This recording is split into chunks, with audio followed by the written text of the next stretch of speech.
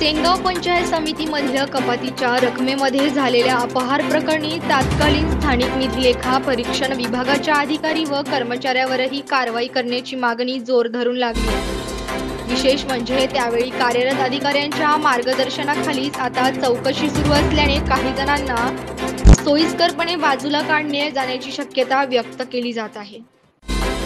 पंचायत समितीमध्ये कपातीच्या रकमेत 5 वर्षात तब्बल 43.77 लाख रुपयांचा अपहार चौकशीमध्ये स्पष्ट झाला आहे। या प्रकरणात 27 पानांना अहवाल देखील तयार करण्यात आला आहे। या अहवालामध्ये कपातीच्या रकमेचे धनादेश कोणाच्या नावाने वाटविण्यात आले तसेच कोणत्या बँकेतून वाटविण्यात आले याची सविस्तर माहिती नमूद करण्यात आली आहे।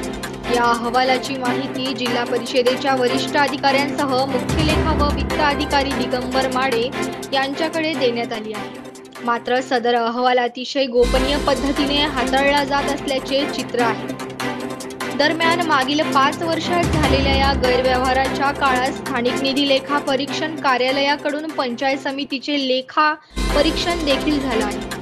मात्र या लेखा परीक्षणात अनियमितता कशी दिसून आली नाही हा प्रश्न उपस्थित केला जाऊ लागला आहे। तत्कालीन अधिकारी व कर्मचाऱ्यांनी वरवरचे लेखापरीक्षण करून मुख्य मुद्देच बाजूला ठेवल्याचा आरोप केला जात आहे।